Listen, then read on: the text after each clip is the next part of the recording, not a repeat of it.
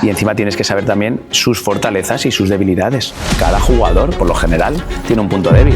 Yo soy un loco del tema mental. Tú en el pádel pierdes la cabeza 3 juegos y has perdido durante el partido o el set. Todo eso son tips que les dan los psicólogos. Son 8 pasos.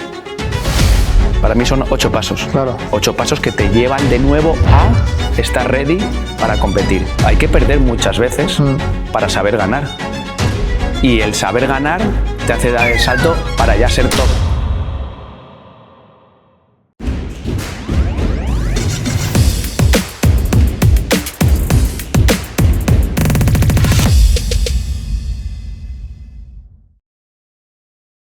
Bienvenidos de nuevo a un vídeo de Zona de Pádel. Estamos aquí en Mini Parrilla, en Family Sports Center, de nuevo aquí con Jorge. Yago, ¿qué tal? Bienvenido. Ha sonado perfecto. No, la acústica has visto que es... Genial. Hoy hemos venido a saber cómo entrena un jugador profesional. Correcto. Aquí en Belmont Academy, así que... Aquí estamos esperando. Nos vas contando y a ver qué... Así es, o sea, estamos listos, estamos esperando a que Bárbara Las Heras venga del físico, así que... Ya tenía su parte de físico, ¿no? Está en ello, está en ello ahora y lo vamos a mostrar en el vídeo que vais a poder ver, así que está todo listo. Pues nada, yo de vosotros no me iría porque lo que queda por ver es bueno.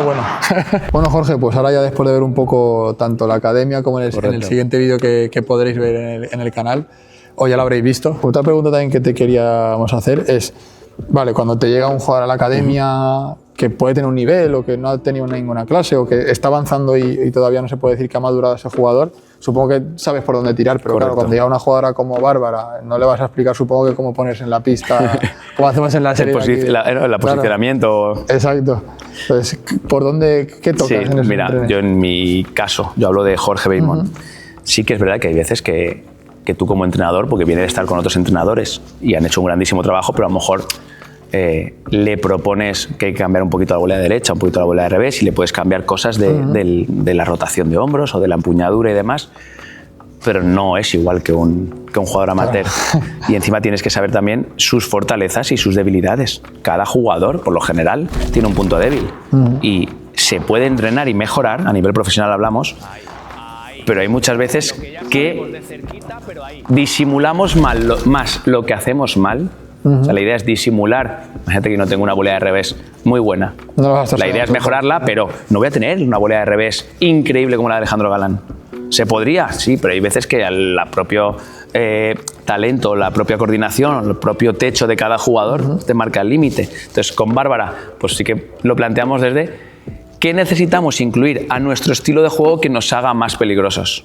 Claro. Pues la volea derecha, cuando se queda un poquito más alta, ser más agresiva, incluir la verja, poder encontrar la verja muchas más veces, un remate rápido al centro, un remate paralelo, la bajada. Entonces, vamos viendo determinados golpes que sí que le das tips de, oye, cuidado el ajuste de pies, cuidado dónde pones el brazo, arma antes, arma más corto. A lo mejor, ¿no? Sí, pero no vas a unos cambios de muchas veces. Hoy tenía unos jugadores principiantes del Reino Unido y te toca trabajarles, no, abre más los pies, más base, ¿sabes? Posición de la pala más delante del pecho, etcétera. Eso, lógicamente, con una jugadora como Bárbara, viene de serie. Esa ya sería más como, ya no tanto el jugador, sino como ser más incipiente en el partido. Buscar esa evolución, ¿no? Es decir, esa versión 2.0. ¿Cómo la conseguiríamos? Con lo que ya es un potencial nuestro. Bárbara es conocido que tiene una gran bandeja. Entonces, si Bárbara tiene una gran bandeja, pero aparte con la volea derecha también aprieta y con la bajada aprieta un poco más, sabes que todo lo que viene por encima de su cabeza, digamos, si no es bandeja, es bajada, va a salir bien. Va a salir bien. Entonces buscamos cómo hacer más fuerte a ese punto fuerte. Qué bueno. Y justo has comentado debilidades. Puede que vaya por ahí también un tema que es el del mental, que al final ya no es tanta habilidad, pero que bueno, que te voy a contar, que tiene que jugar seguro un papel Yo soy crucial. Un loco del tema mental. Creo que el tema mental en pádel, cada vez la gente se da cuenta que es un porcentaje altísimo, pero creo que seguimos sin ser conscientes de cuánto tiene de importancia el papel mental. En el pádel los errores castigan mucho. Y es muy fácil cometer errores después de algo que no te esperabas, un error fácil, una situación complicada. Tú en el pádel pierdes la cabeza 3 juegos y has perdido durante el partido o el set. Te puedes volar y ya cuando aterriza ya ha cambiado todo, ¿no? Yo, ahora un poquito menos, pero con los psicólogos de los jugadores he mantenido reuniones cuando tenía a los Rico y demás, o con el de Bárbara ahora, hemos hecho alguna sesión en equipo, pues yo también tengo que saber los tips que le propone el psicólogo y yo le tengo que dar información al psicólogo. Cómo trabajan también, ¿no? ¿Sabes? Tú ahora ves muchas veces los jugadores, ves a Garrido y después de un punto importante va a la esquina y toca varias veces con la pala a la esquina. Ves a Bárbara y de vez en cuando se agacha y se abrocha la zapatilla, a veces por necesidad, a veces por, ¿vale? Este parón. Jugadores van fuera y se secan con la toalla. Todo eso son tips que les dan los psicólogos. Como mis refugios, ¿no? Que para tengo seguir. 20 segundos, que tienes 20 segundos para volver. Claro. Si no eres capaz, yo lo digo muchas veces, hay que ser fuerte en ese sentido. Pero el primer paso es identificar a ti mismo de que estás tocado en ese momento.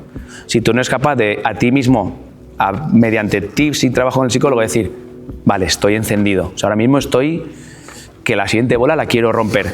Si en ese momento no te han enseñado vete fuera, o agáchate, o vete a hablar con el compañero y tienes 20 segundos para volver. Yo me acuerdo con Momo González, que él me lo decía, y creo que lo sigue haciendo. Cuando recupero mi posición después de un punto y voy a restar, voy hasta el cristal de fondo, lo hago, voy al lateral y vuelvo a la posición. Son 8 pasos. Para mí son 8 pasos. Claro. 8 pasos que te llevan de nuevo a estar ready para competir.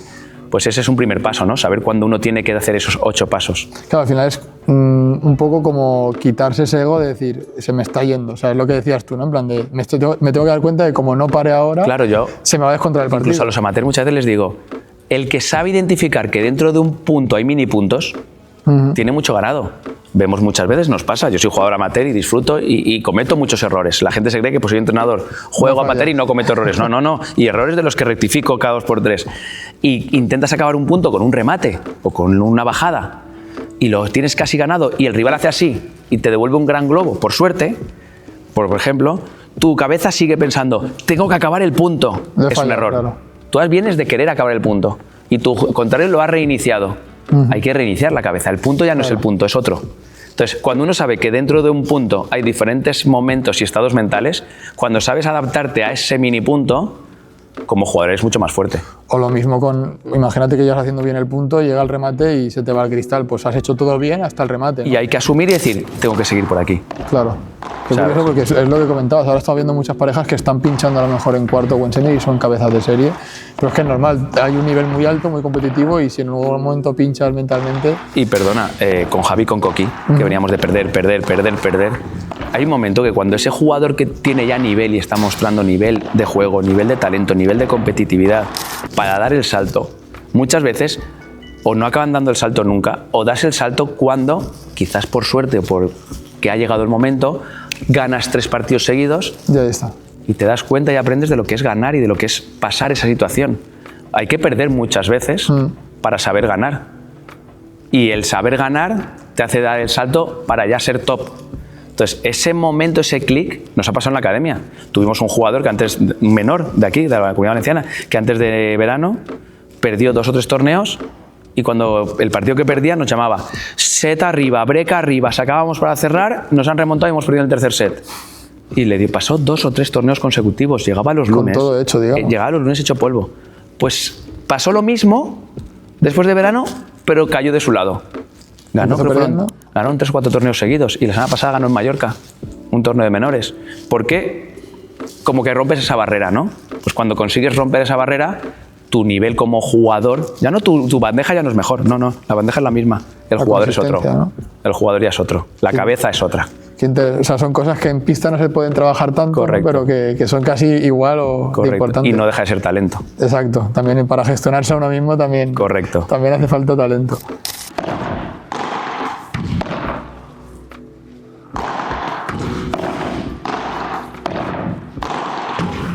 Perfecto, concentrada. Bien, camino. Eso es. La primera volea con control te da el que entrar. Esta la manejo, esta la entro, última, por fuera. Bravo. Pues Jorge, hemos estado antes con Bárbara un poco arriba viendo en el gym y tal. Y claro, supongo que la sesión que das de gimnasio o de físico, cuando luego tienes un entrenamiento, no puede ser tan larga como si solo fuera tan intensa. Pero ¿qué cosas se trabajan? ¿O qué en el caso de Bárbara, ella tiene su preparador físico privado siempre o el 90% de las veces es antes de la sesión de pádel y hay una comunicación con el preparador físico. Al fin y al cabo nosotros, y yo esto lo he heredado de su preparador físico, de Julio, se trabaja con un semáforo, rojo, amarillo, verde. Yo debo de saber cuándo viene de ser rojo, amarillo o verde o arriba. Claro. Y no para ir al color contrario. Si arriba es rojo, aquí tiene que ser rojo, porque es un día de alta intensidad. Y si arriba es verde, aquí es verde, porque trabajas con unos picos también de trabajo. Entonces, ¿qué se trabaja? Pues, Bárbara, pues en el caso de Bárbara, que viene una lesión de rodilla ya hace tiempo, gracias a Dios, pero que ha sido muy difícil, una rotura de ligamento, claro. 11 meses, pues ha habido que fortalecer mucho, ya no solo la rodilla, sino el isquio, el glúteo, el cuádriceps, todo lo que sostiene ese ligamento que ya no está. Entonces, en el caso de Bárbara era más específico, pero que al final que trabajamos, que tengan explosividad, que tengan fuerza, prevención de lesiones, todo el tema de cardio. Al fin y al cabo hay esa programación que trabaja con el preparador físico y que luego también en pista, dependiendo del estado en el que estemos, se ve y se trabaja con ejercicios más estáticos o con ejercicios más explosivos. Pero sobre todo, trabajas resistencia, trabajas fuerza, trabajas cardio, trabajas explosividad. Claro, al final va de la mano de lo que es el deporte del pádel. No puedes hacer unos ejercicios que te hagan lento. Es específico todo, ¿eh? Claro. Hay gente que creo que no lo hace así, pero es específico todo. Incluso Julio lo adapta bastante, pero yo me acuerdo de un preparador físico con el que estuvimos que la preparación física era dentro de la pista de pádel. Ah, bueno, claro. O sea, no había un sprint que fuera más largo que una diagonal de tu lado de pista. Eso era la filosofía y la metodología de trabajo de este entrenador. Y si lo piensas, tenía sentido. Claro, no, él lo decía, para esto te va a dar. Claro. ¿Para qué voy a hacer un sprint de 50 metros? Sin pádel hago uno máximo de 15. Sí, no, tal cual, lo que dura la pista. Vale, entonces se intenta adaptar lo máximo posible, sí. Claro, cada jugador es un mundo. Correcto. Y de la mano de esto también queríamos preguntarte por todo el tema de la alimentación. Si, bueno, para nada hay un alimento que te va a salvar. Correcto. Pero bueno, supongo que irá todo por llevar una alimentación equilibrada, ¿no? Mira, en el caso de alimentos. Yo hablo de Bárbara. Bárbara tiene su nutricionista. He ido alguna vez al nutricionista. Vivo con Bárbara, aparte de la vida privada, y hay un menú de lunes a domingo. Dependiendo además de cuándo juega, cuándo no juega, cuándo hay pretemporada y cuándo no. Se carga más, menos, ¿no? Si viene de un partido difícil, largo y duro, si no, si tiene partido a la mañana siguiente, si no, de cuándo meter los carbohidratos, porque no todo es carbohidratos. Exacto. La gente dice, no, hay que meter carbohidratos. Ya está, ¿no? Ya, pero en la planificación de un deportista de élite como es Bárbara, cuando está en Valencia, no sé si hay 1 o 2 tomas de carbohidratos en toda la semana. Y claro. Hay proteínas, etc. ¿Qué pasa? Muy importante la suplementación.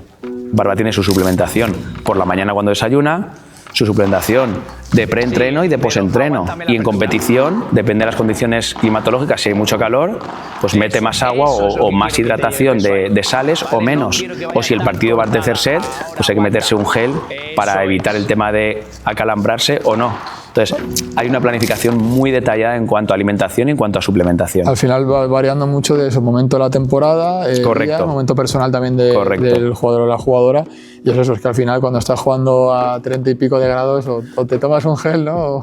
Y que a veces cena en los hoteles un plato de macarrones. Claro. ¿Por qué? Porque viene de un partido duro y a lo mejor juega al día siguiente y hay que meter cargar, por ahí. Claro. Entonces depende mucho del momento y del jugador y de las condiciones. Vamos, que todo al final es un mundo y desde aquí intentáis ayudar y adaptarlo lo máximo posible. Google no lo es todo. No, y ChatGPT. Y ChatGPT, aunque es mi hermano gemelo ahora mismo, ChatGPT. Tampoco. Jorge, una pregunta, porque sí que es verdad que nos has comentado que con Bárbara hacéis vida privada, también vida profesional. ¿Sueles jugar con ella? ¿Has jugado con ella en el mismo lado de la pista? El mismo lado de la pista, juraría que nunca. Y juraría que ninguno de los dos tendríamos ningún problema. Ella es mucho más competitiva que yo, mucho más competitiva. Tenemos la circunstancia de entrenador-jugadora. Claro. Algo que siempre habíamos dicho, nunca lo haremos, pero por circunstancias de cómo se dio la temporada pasada, nos tocó juntarnos y está muy hablado. Y es imposible separar vida profesional y vida personal. Hay un momento en el que se une. Se interfiere, la verdad. Sí que hemos tenido algún partido enfrentados amistoso. Si ella quiere dar el resultado, no quiero dormir en el sofá más. Muy bien. Por ejemplo, así te libras del sofá. Es complicado. ¿No sabes de cómo hacen así? ¿Vale? Pero el ajuste, por eso te digo que el ajuste de cuando ya voy aquí... Sí, pero es que estoy aquí y luego ya... Claro, a eso. Y segundo, no es lo mismo, tranquila que voy ahí, no es lo mismo cuando te viene esto, hacer esto que va bien, aguanto aquí y ya de aquí... Voy ahí. Bueno, pues ya para cerrar, Jorge, esto ya es una pregunta más personal, más si cabe, Vale. que hemos hecho ahora aquí con estas pedazos de silla y esta mesita aquí en medio de la pista tranquilamente, pero sería el consejo que le darías a aquella persona que esté en tu situación Vale. de hace unos años, de al final pues tener una pasión que no le da de comer y un trabajo que tampoco le da de comer pero no le termina. Perfecto. Entonces tú al final llega un momento que hiciste un swap y cambiaste todo eso, que supongo que no es fácil, así que... No es fácil. Para mí hay una palabra clave que encima la llevo tatuada, que es pasión. Pero la pasión no te paga las facturas, la pasión no te da el currículum, la pasión no te da la experiencia.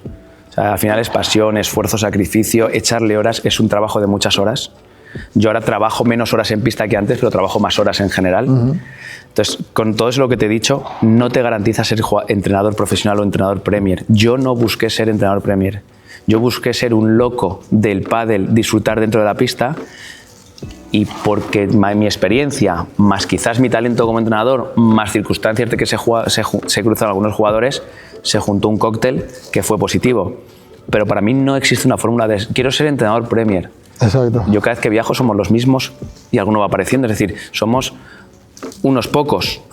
Y no lo digo en plan de una élite, no. Pero es que no hay una carrera para ser jugador Premier o entrenador Premier.